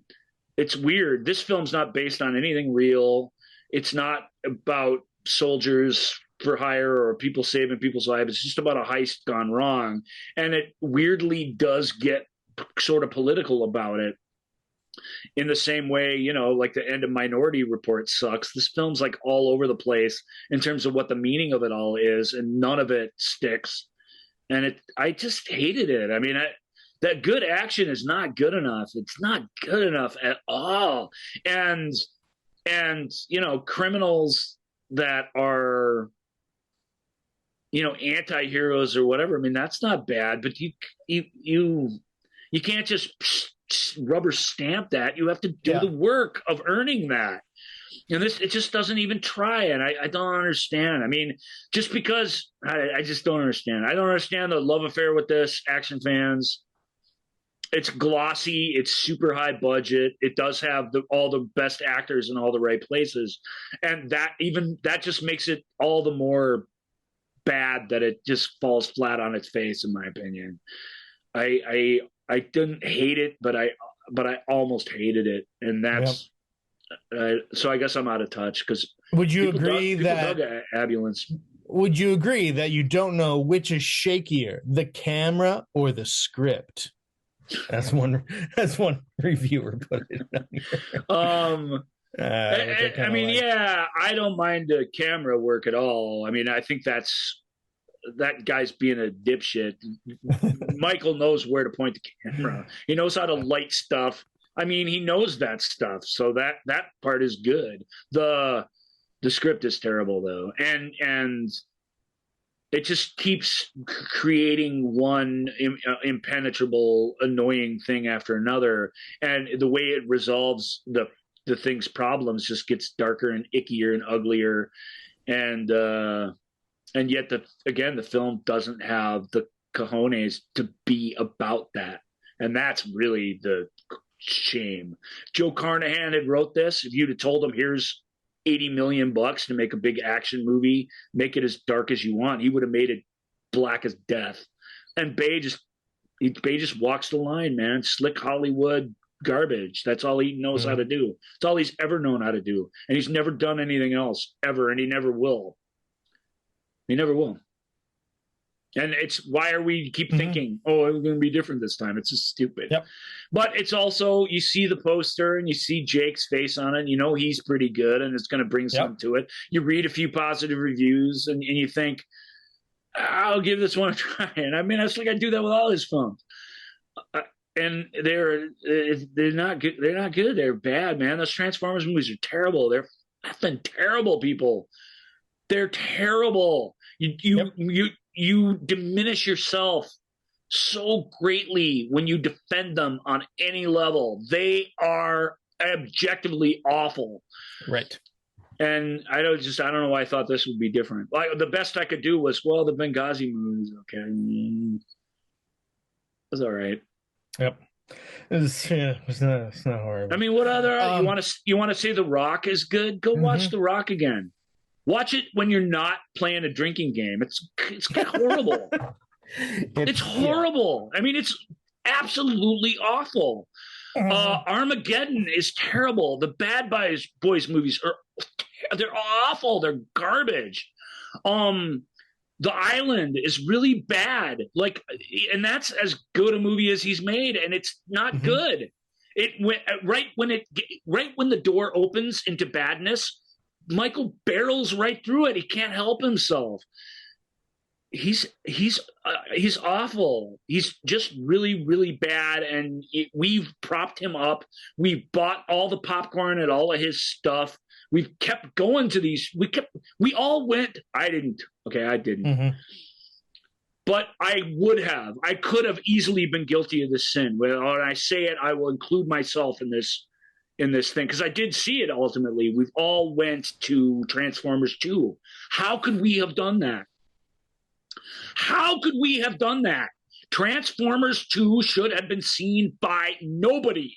Everyone who saw Transformers should have said, no, sir. Terrible. You burn in hell, and we all should have stayed away, and yet everybody came. Everybody showed up. So we did it. It's our fault. Michael Bay is our fault. And it's a sin that we just keep punishing ourselves for. Yep. And I certainly dove right in with Ambulance. Blech.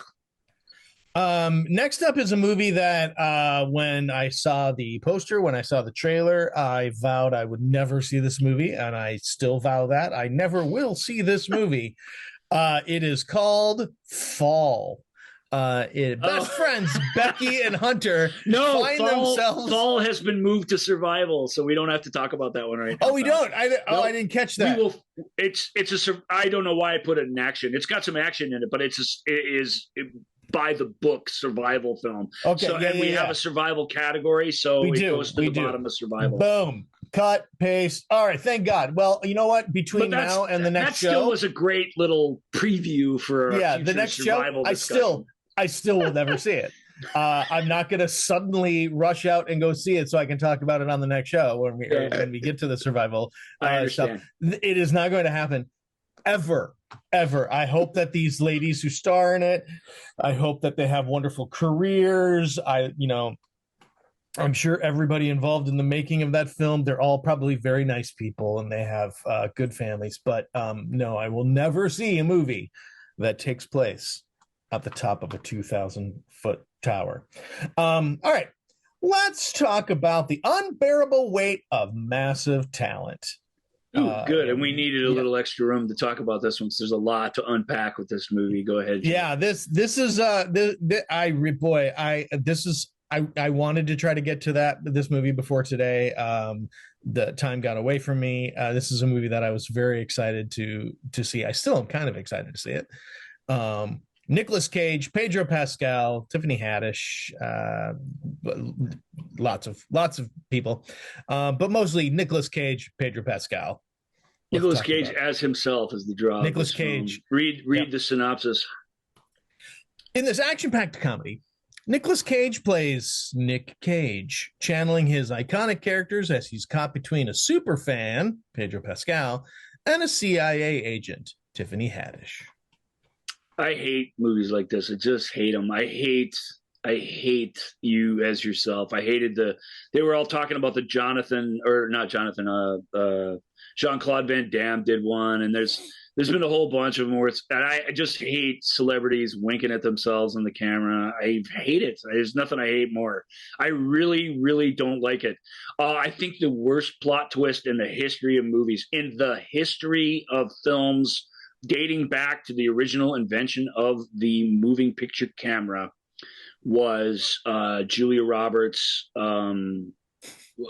as a Julia Roberts lookalike at the end of Ocean 12 is simply the stupidest thing ever. It made me want to go out, find everybody responsible, and just bury them forever. It resulted in actual rage and anger for me, and it's fun to feel things when you're watching movies, but Ocean 12 wasn't going for that kind of thing. No, that was not. I don't believe that was the desired response. Yeah, and yet that is what it achieved. That is how against this conceptually I was before I watched it. So how did it turn out? It's glorious. This is a really, really smartly made exception that proves the rule to that, because it's hard to explain what's great about it. It's everything that happens between the lines. It's all the stuff I don't like to talk about. And so it's a concept that I can't stand, full of things that when they work are stuff that I don't think should be the way we measure movies. This film was like an absolute slap in the face to me, but I giggled throughout. There's this fantastic scene where they're running away from what they think is the cops. They're really running from nobody. They just saw somebody they thought might be coming after them, and now they're running away, and they get to a wall, right? And the wall's like just a little, maybe a couple inches taller than a person. I've seen this. Yeah, I've seen this scene. And the Cage is out of shape. He can't get over it. And so Pascal sacrifices himself by being a human stool. That's what he says. And he gets down on all fours. And then Cage can just bam barely get over the wall at that point. And he turns around, and it takes so long. And if someone were really chasing them, they'd be absolutely on top of them by now. They'd be caught in the back of the car and halfway to where they were going by the time these guys work out how to get over this wall. And then, of course, the end of it is Pascal trying to catch his hand and them trying to hold on. And he can't. He doesn't have the strength to pull him over the wall. So Pedro's character has to sacrifice himself nobly. But, of course, nobody ever comes. And you see Nick Cage, is an intense emotional reaction on the other side of the wall. And eventually, in camera shot, Pedro sort of pokes his head around the corner of the wall because there's this opening not 4 feet from where all this drama was happening. Yep. And questions whether they really saw them or not. They would never question whether they were really bad guys watching them. Turns out they're just tourists. And not even particularly threatening ones. The joy in that sequence, if you've ever watched a stupid action movie, it's just incredible. And the chemistry between these two guys in this story, this actor trying to get back into better material mixed with this basically drug lord from a high cartel family who's just a big super fan who wants to use some of his money for good, and how they connect and how they examine their lives between the two of them. It's just... If that sequence, maybe I ruined it for you, but that sequence, it's one of the. It's been a long. I had seen that sequence. Long time, Joel, since I laughed so hard that I physically hurt, and that just every second of that, every escalation. So funny. Good. That makes me very happy because I am excited to see that. It's not perfect. It doesn't totally stick the landing, and I don't love self-referential and meta wink at yourself movie. I don't like. I don't like the people. But there's something about Nicolas Cage doing it though that like Nicolas Cage playing this sort of version. I'm sorry, the scene just came up here on IMDb. Just a little of Nick Cage on top of the wall, banging the wall because he's so emotionally distraught. But there's something about because Nicolas Cage has become this. He's this weird iconic dude over the last 10 years or so. This kind of guy who's still been pumping out movies, but has been kind of a recluse and and even that we're so anxious to stamp people as something. Nick was a punchline to a joke for almost a decade. Yeah. And nobody cared to look and see that he actually did 4 or 5 really, really good films that are much, much, much better than Con Air, for example. Right. And yet we just kind of, Nick Cage does dumb stuff. He's the guy who does everything. He's the guy who does dumb stuff. And it's just, we're so stupid. And because we can't possibly consider the idea that a movie called Pig would actually be good. We totally judge that. And we judge that book by its cover. Yeah. Yeah. But Nick is back on top of the world. And if he wasn't, he couldn't do a movie like this. This movie wouldn't have come out when he was doing garbage. So it honestly, it's part of the false narrative that we always wanted to stick on him. Now we think he's funny because he's laughing at himself. And that's what modern generations really want to see. And that doesn't tell the whole story either. And the film, to its credit, is way more nuanced than that. But it doesn't need to be nuanced to work because it's so joyful and fun. If you're a movie fan, Nicolas Cage is a movie fan in life. He really wanted to be a part of the movies because he really loves movies. And that's a strain on his relationship with his kid and everything. And it's the thing that draws these two completely different people together, not to mention the hero worship. Pedro is brilliant in it. He's so brilliant in it because he's so goofy and weird, and yet you don't, as irreverent and as high concept as the thing is, you never catch him winking at the camera ever. And that's it takes discipline, and it takes understanding why this sort of comedy works. It works because of 100% commitment to it. And if you don't have that, if Nicolas Cage isn't beating the wall as hard as he did in some movie that we watched that actually made money, it doesn't work. It only works because they're, as stupid as it is, and it's so super stupid, it only works because they really are doing it the way they would do it in another movie. That's to be admired. It's the only way to do high concept weird crap like this. Mm-hmm. You know, and so it was great. Passed the time very, very, in a very, very fun way for me. Right. All right. These next two movies, well, one of them I know is based on a video game. The other one, they both are trying to, they feel like they're trying to capture that romancing the stone vibe that at least this first film especially, trying to capture that romancing the stone vibe that we have been missing for so long. So let's just hit that one up first. Sandra Bullock, Channing Tatum, Daniel Radcliffe in The Lost City. Big romantic adventure story, but before it's romantic or an adventure, which it is both, it's a straight up lampoonish sort of comedy, and that is I had fun with it because it had a lot of laughs in it, but as an adventure story, it's actually pretty lame. As a romantic comedy, your mileage is going to vary, but I thought that more or less worked. Actually, I think you do sort of want to see these two dipshits get together, and and when you do, it feels pretty good. So yay! I mean, that's, in a way, that's not hard to pull off, but as a comedy, what is it as a comedy? It's a little too all over the map to be considered any sort of classic. But I do like a nice adventure. It is fun watching Daniel Radcliffe play a always ready with a smile and a positive word type murderous villain. That character is difficult to play. He played it pretty well in the Now You See Me sequel, but it works much better here because here there's a lot of life and death stuff going on that isn't in that movie, and it makes him sort of makes his sort of weird lawful evil character really sort of terrible. Sandra's got a lot of charm. She's still got it, and our buddy Channing Tatum's very, very funny. I mean, again, because there's nothing heroic about him, this guy, and yet he does keep trying.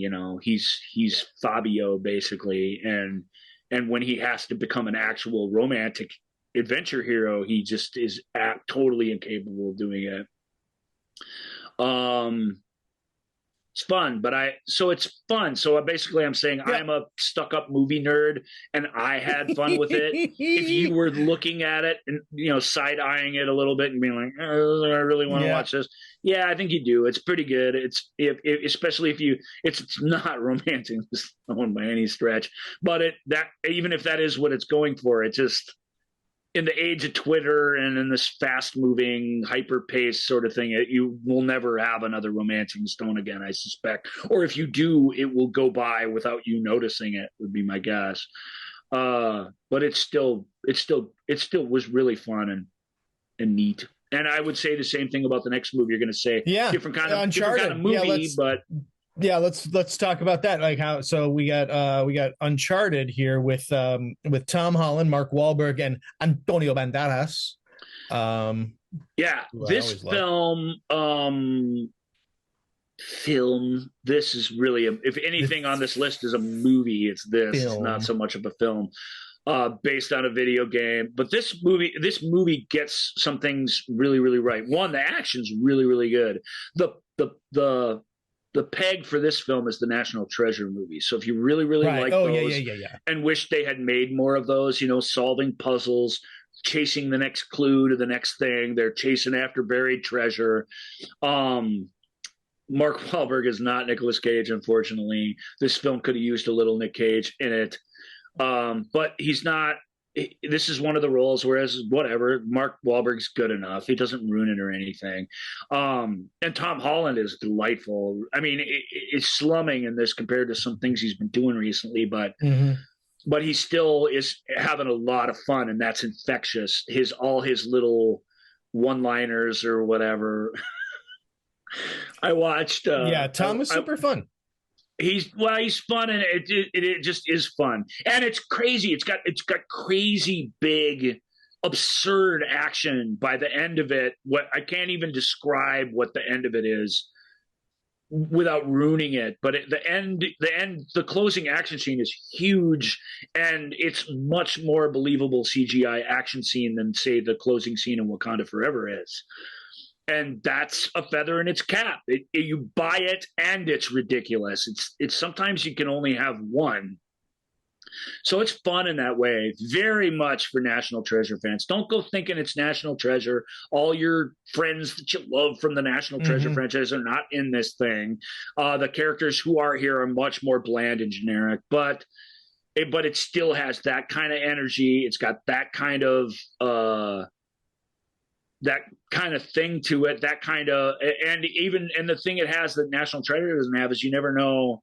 In this film, you never know, even amongst our heroes, who's going to double cross who at the last second. So in that way, it's a little like Red Notice, but it's a lot like Red Notice, actually, and it's 8 billion times better than Red Notice, because Mark Wahlberg, to his credit, doesn't F around. He gets into stuff. That's the only way he knows how to be in something. Yep.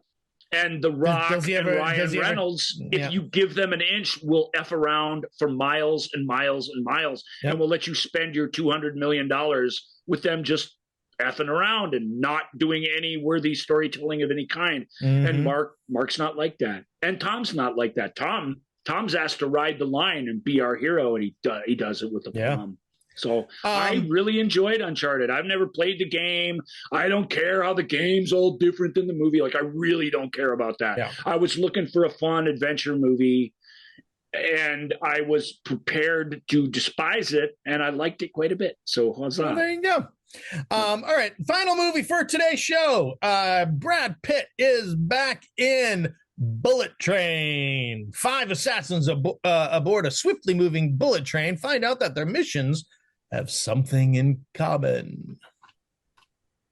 Yeah, I mean, when somebody shoots somebody, like in a restaurant or something, I mean, it makes huge national news. If you do it in Germany, it makes massive national news for weeks.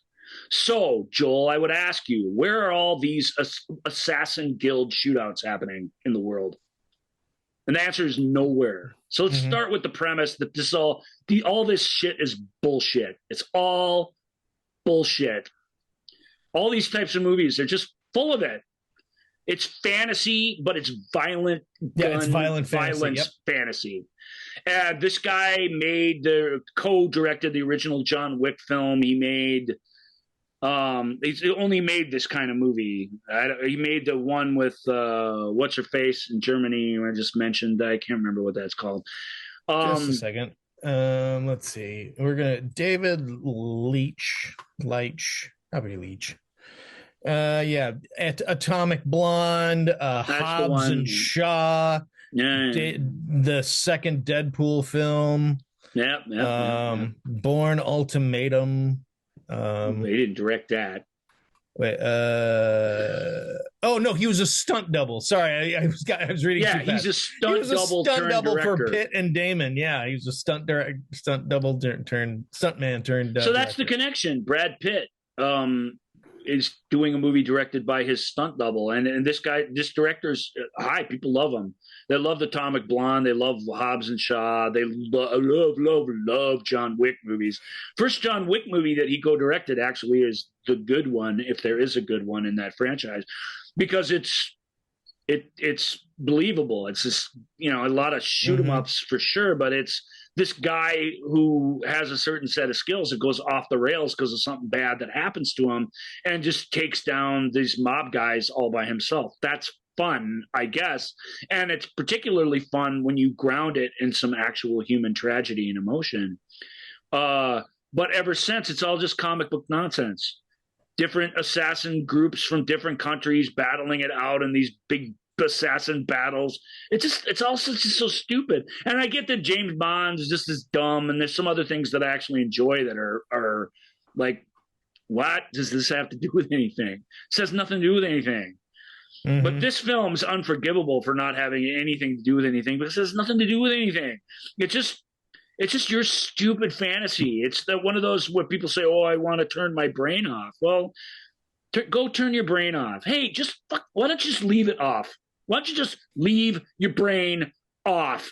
It's easier to go through life that way, yep. and then you'll never be disappointed by anything that's an obvious hunk of expensive crap like Bullet Train.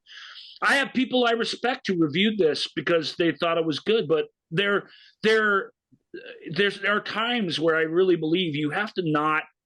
It's not bad as far as these types of movies go. I mean, Aaron Taylor Johnson's fantastic in it. Brad Pitt plays this sort of like the dude version of an assassin. That's interesting. We haven't seen that before. Yeah. But Michael Shannon comes in at the last second. Turns out he's the villain.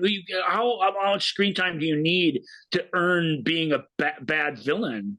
4 minutes?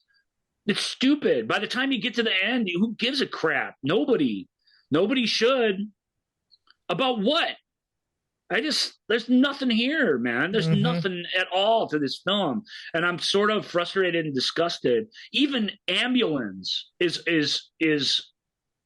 dare I say,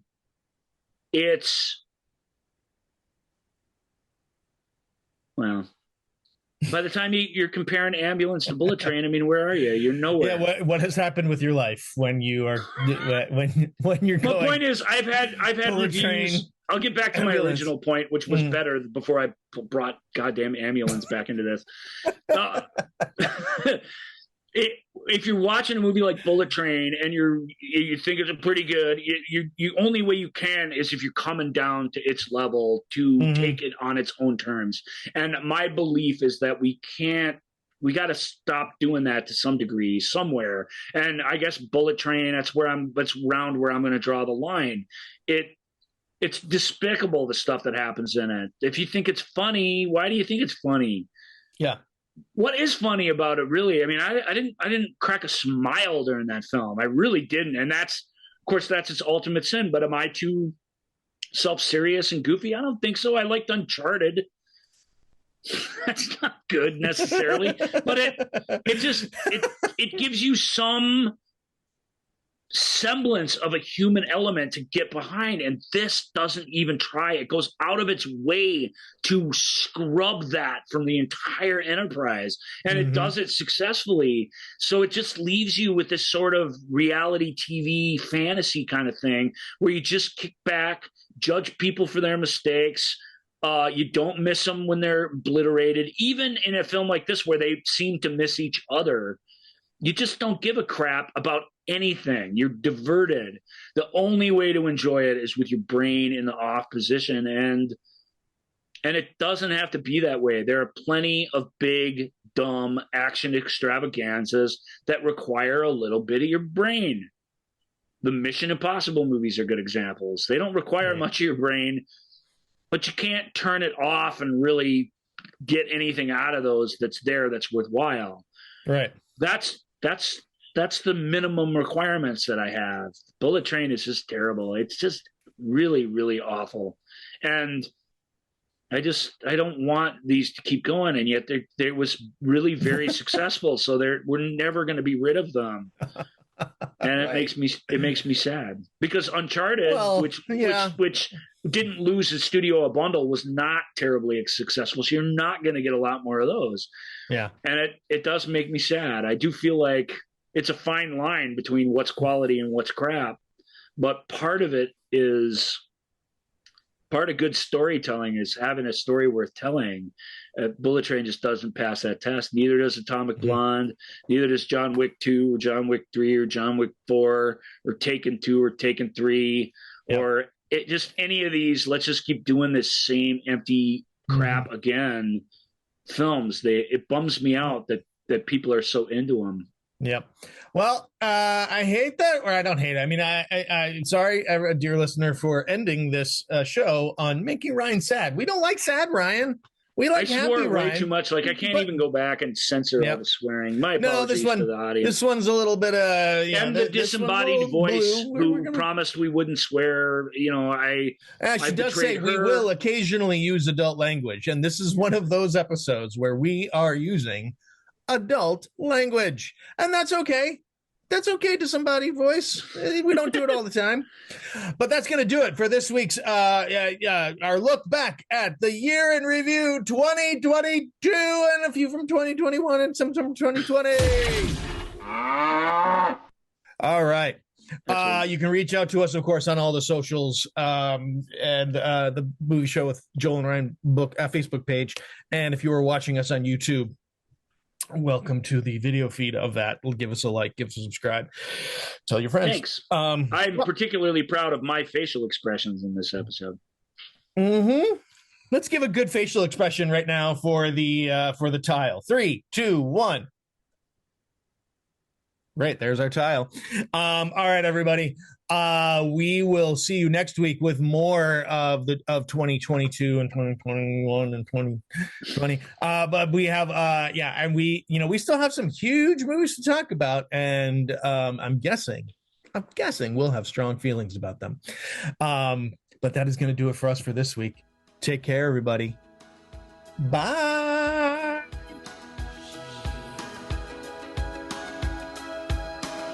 Thank you for listening to The Movie Show with Joel and Ryan. Remember, all views and opinions represented in this podcast are personal and belong solely to the speaker and do not represent those people, institutions, or organizations that the speaker may or may not be associated with, unless explicitly stated. None of these views and opinions were intended to malign or deceive. And now, here's the producers, circa 1982, to play us out.